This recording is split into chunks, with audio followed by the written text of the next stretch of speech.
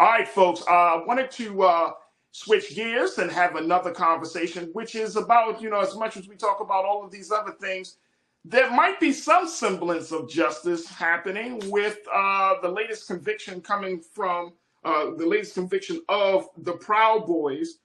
You know what that group is. That's the group that have shown their great support for former President Donald Trump, and one of the white supremacist groups that showed up on January the 6th and in some cases led the insurrection, that the storming of the Capitol. Well, four members of that group, the Proud Boys, been found guilty of seditious conspiracy by a jury in D.C. for their role to forcibly prevent the peaceful transfer of power from then President Donald Trump to Joe Biden after the 2020 election.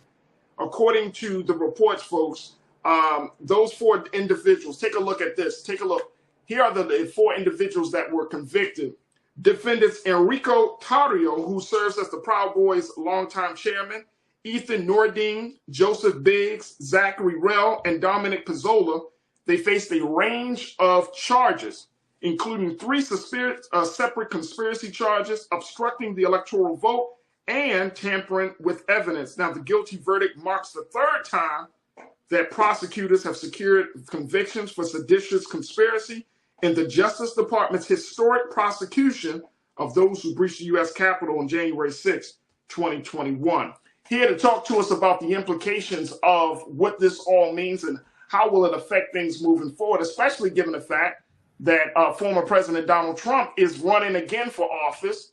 Does that mean that these groups like the Proud Boys will be empowered, emboldened to make sure that this happens, or that there will be more violence, or there might be some more political violence against the United States government? We will have to see. Let me bring in my brother, who is going to join us for this part of the conversation, Brother Michael Imhotep. You see him on Roland Martin Unfiltered, but you also see him and can hear him on his show, the African History Network show that he has in Detroit, as well as online. And we're always happy to have my brother joining us. Brother Michael, good afternoon. Good to talk to you again, bro. How you feeling? Hey, Farajii, I'm all right. How are you? I'm good. I'm good. You wanted to talk about this. What's the big part of this story? Because there have been a number of arrests related to January the 6th. But what is it about this? Close to 1,000 arrests related to January 6th. Yeah. Right. And I think that, and I'm bringing that up because, one, a lot of people don't believe that there was some sort of punishment. We hear that we, of course, we saw what happened, but then we don't always know, well, what's going on with that. And you're absolutely right. Close to 1,000 arrests have been made. But why did this story, why did the conviction of the Proud Boys stick out? What stuck out the most for you for this? Well, it's taking place right now because the jury is still deliberating on 11 of the remaining counts. So this is a continuation. We know Oath Keepers were convicted of seditious conspiracy.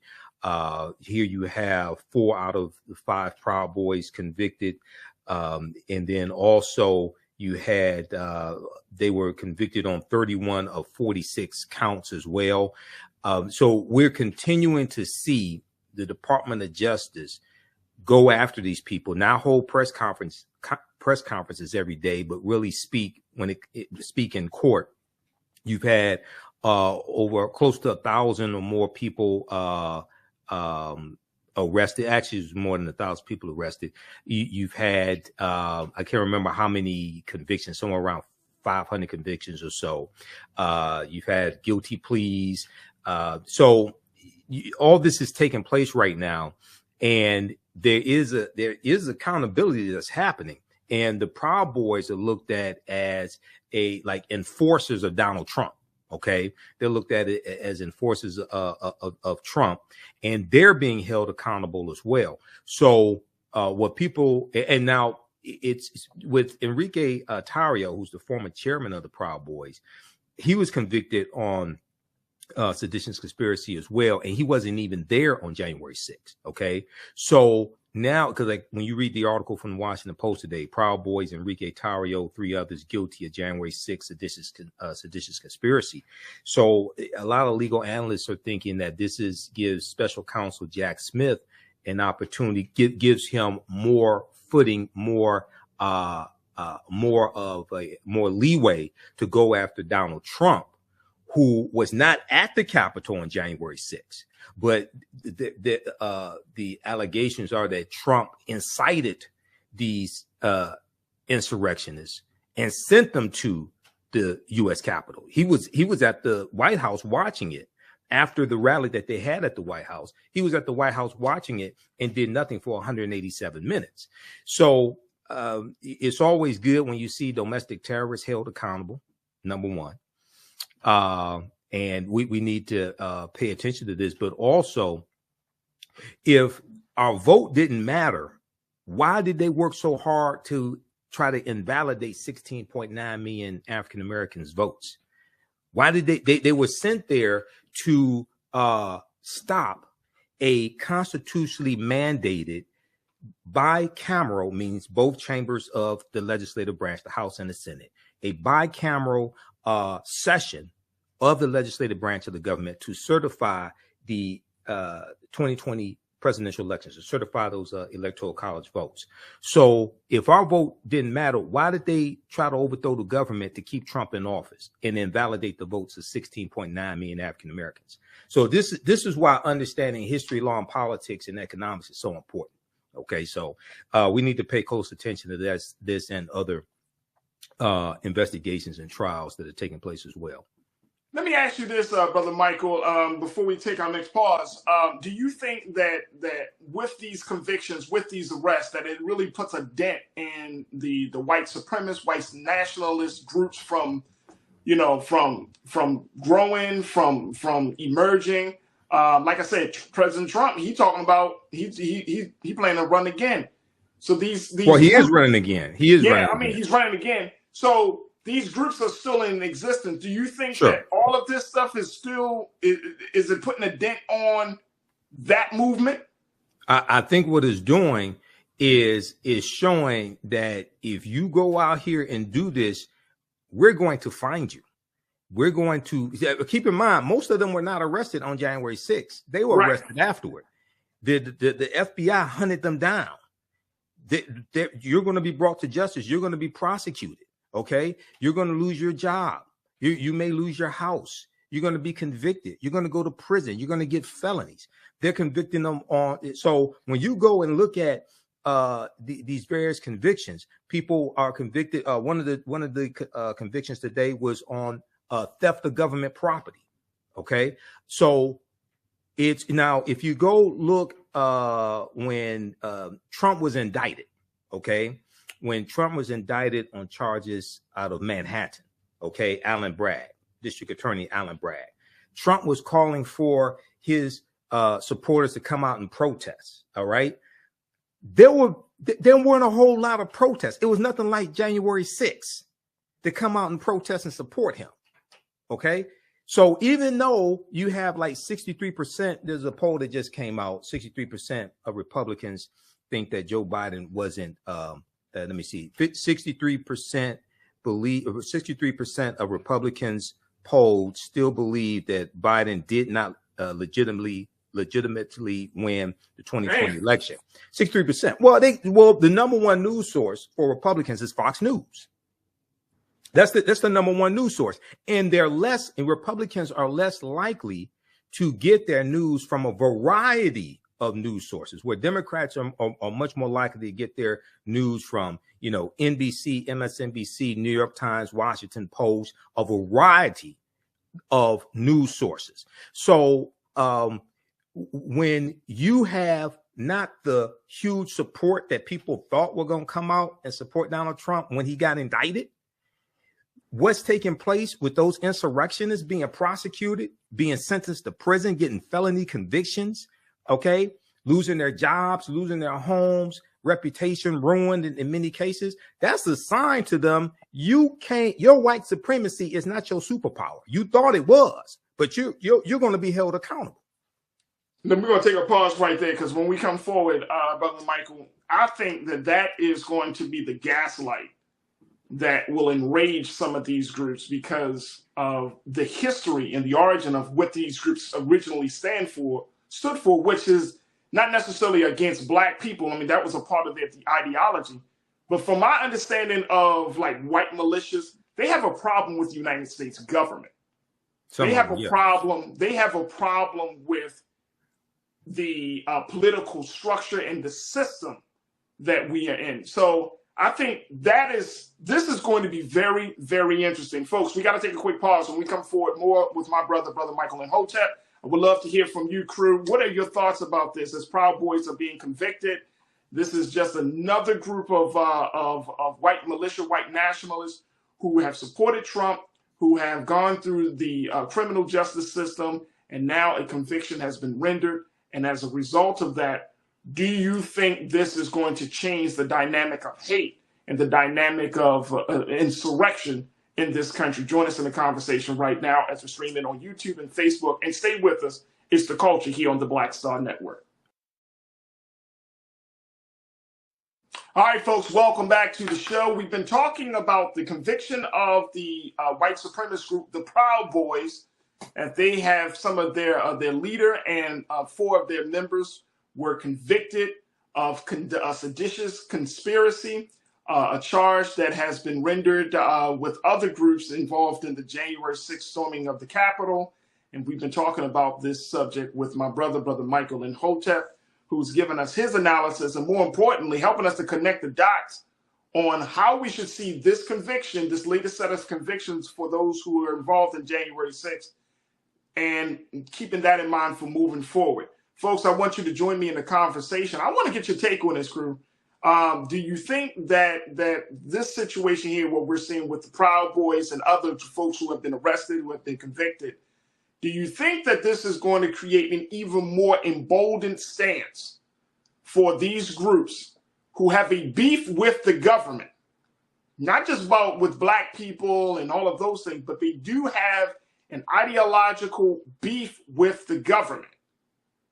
Do you think that this is going to open up their ranks, add to their ranks, or do you think that this is going to be like a way to finally shut down on these militias? Brother Michael, you was making a point that, when we saw Trump being indicted in that Manhattan court, even though the media wanted to play it up as if, and I'm talking about some of the larger mainstream media wanted to play it up as if there was going to be just as many people storming the Manhattan court as we saw on the Capitol. That wasn't the case.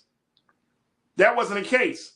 Well, so do you feel like these folks, that these guys who are part of these militias and part of these groups, they are finally getting the message like, man, I mean, we could talk about white supremacy all day, but this government is going to bring the hammer down on us. Our lives will be destroyed. And I'm asking that, brother, because I remember watching one of the January 6th hearings, and I don't know this guy's name, but he was a former member.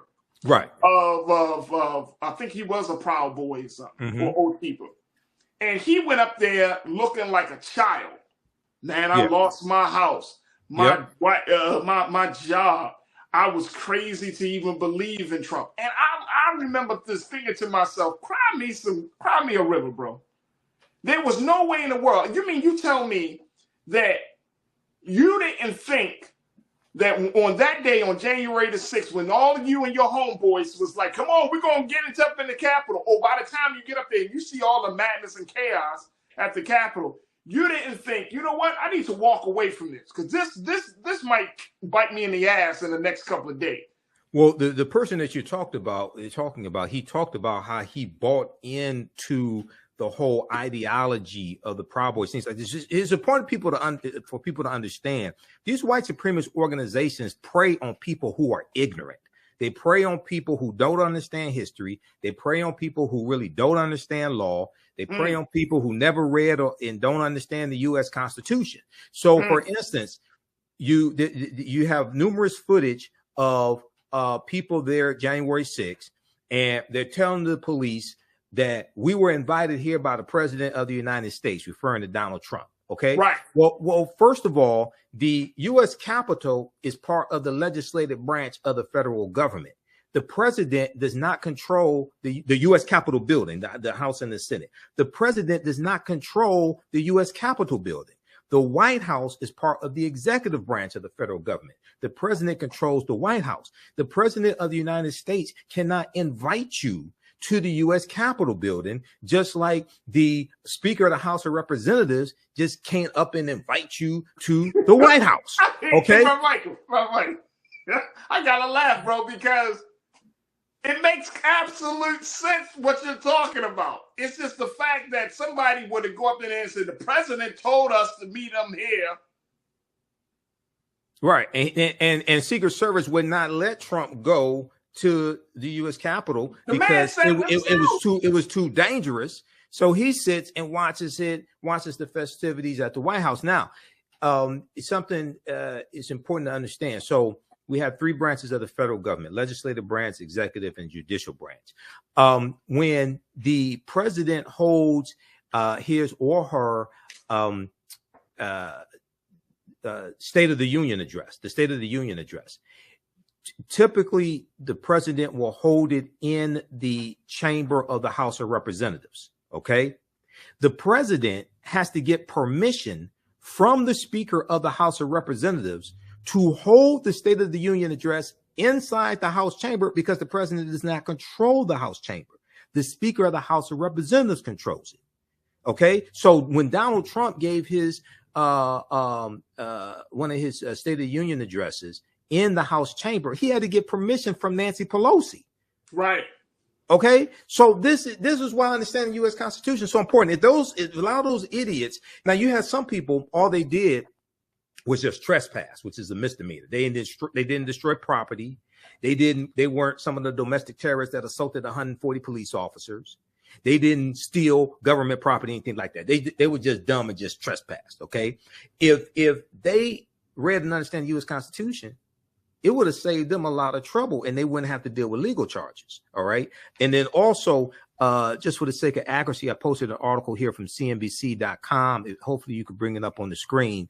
This is from March 23rd, updated March 23rd, 2023. DOJ says at least 1,000 Trump supporters arrested for January 6th Capitol riot.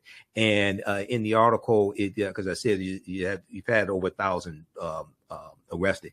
In the article, about 518 people have pleaded guilty to federal crimes so far, the DOJ said in an update marking 26 months since the riot. So what happens is bad news travels fast. And when these domestic terrorists are pleading guilty, they're getting felonies, they're going to prison, they're losing their rights, things like this. Bad news travels fast in the white supremacist network. So even though it may not change how they think, for a lot of them, it will change how they act, because they see accountability. They see, oh, they're going to come after me. I may walk away, but they're going to show up at my doorstep. They're going to arrest me. I'm going to lose my job, lose my family, lose my house, etc.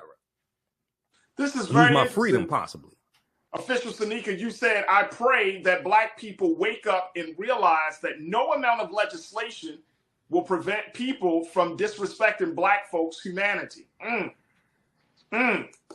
Official Sanika, I pray the same thing too. Thank you so much for checking in. Lori, you said, didn't Trump say at all of his rallies that he loved the uneducated and ignorant? That's good. That's an interesting one right there. I don't know. And I'm going to ask my brother Michael, did Trump say that? Let's bring Brother Michael back into the frame here. Brother Michael, we're working on getting his sound. All right. We're working on getting his sound. That's an interesting one, Lori. I have not heard that one. So that would be very interesting. But it not only would be interesting, I wouldn't be surprised. I would not be surprised. Look, I got to take a quick pause. When we come forward, let's continue to have the conversation as we talk about the latest update around the issue of reparations and how the California Reparations Task Force has made another move trying to bring closer Black folks to reparations in the state of California. Stay with us. That conversation is up next here on The Culture on the Black Star Network. Brother, very quickly, let's talk about the work you're doing with the African History Network. Yeah, so I teach online history classes, among other things. Online history classes Saturdays and Sundays. This Saturday and Sunday, we're offering free class sessions.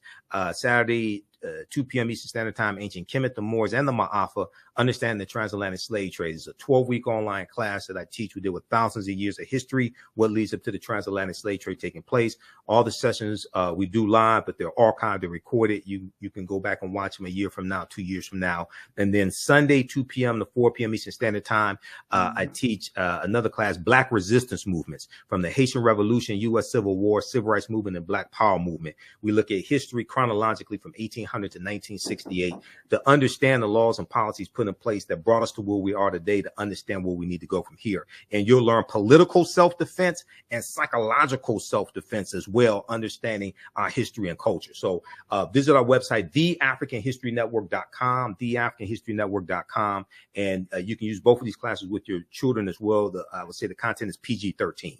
That's awesome. There it is, Brother Michael Imhotep. You can see him here on The Culture, as well as Roland Martin Unfiltered, here on the Black Star Network, one of our great scholars and researchers here. Thank you, Brother Michael. It's always a pleasure. Hey, thanks, Farajii.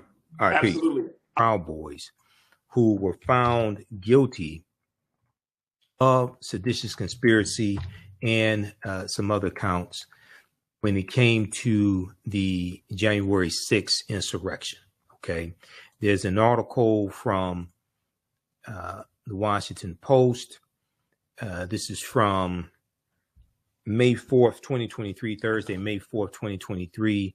Proud Boys, Enrique Tarrio, 3 others guilty of January 6th seditious conspiracy. Guilty of January 6th seditious conspiracy. Prosecutors alleged defendants viewed themselves as Donald Trump's army.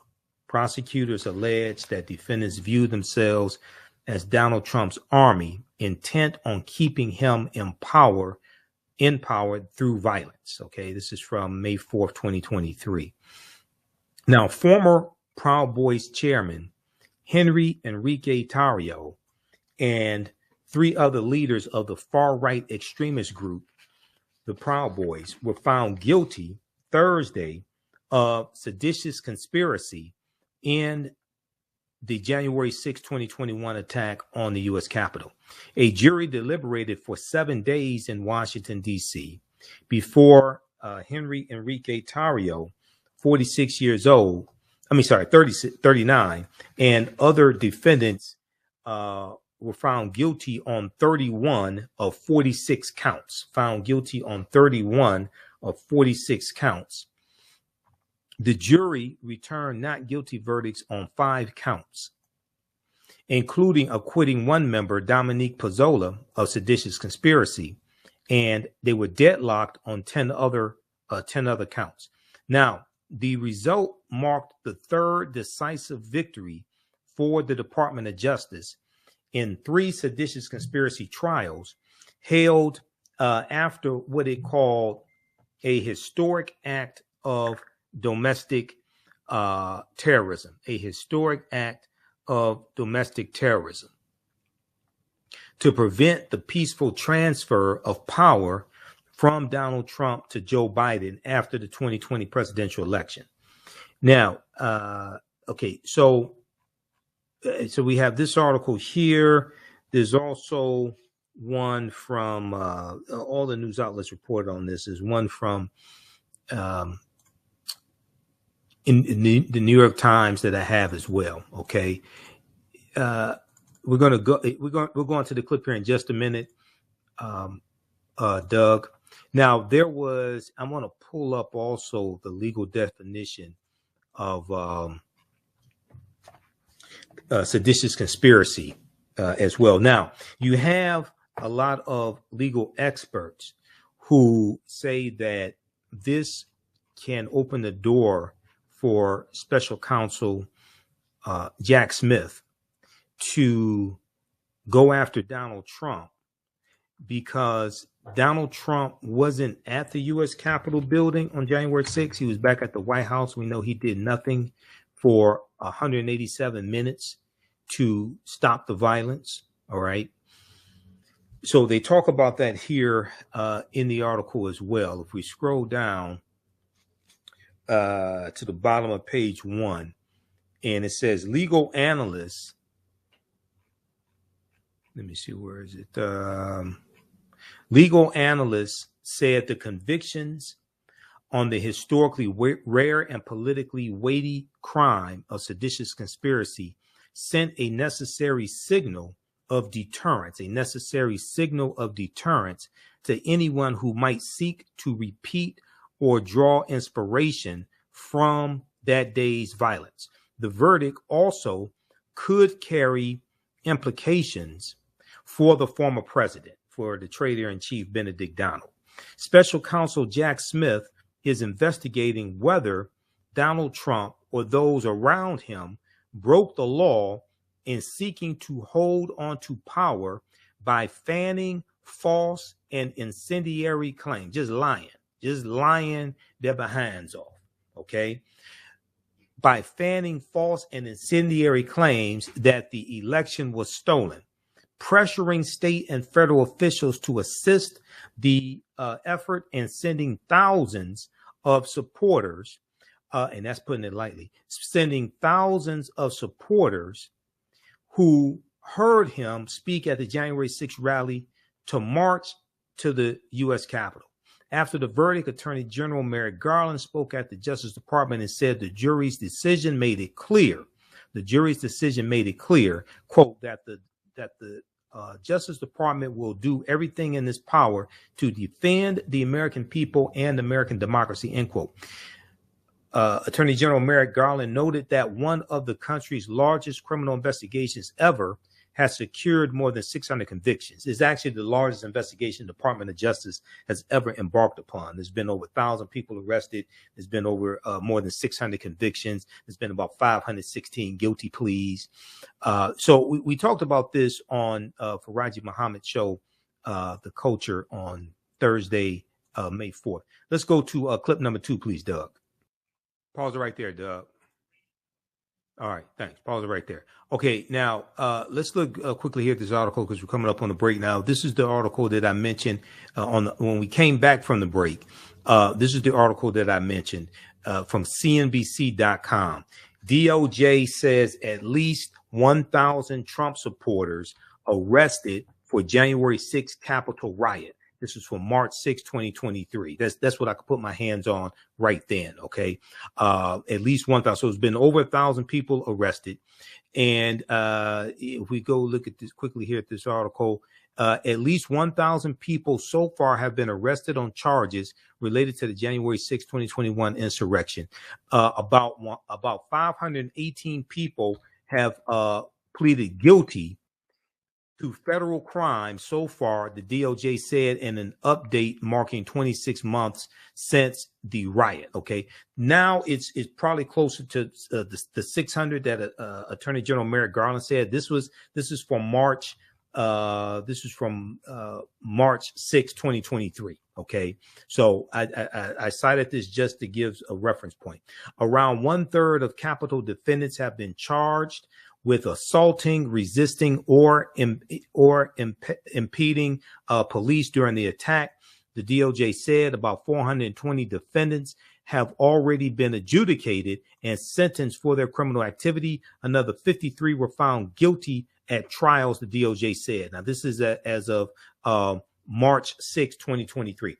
Okay, when we come back from the break, we'll deal with how spanking African-American children is a holdover from slavery. Listen to the African History Network show. I'm Michael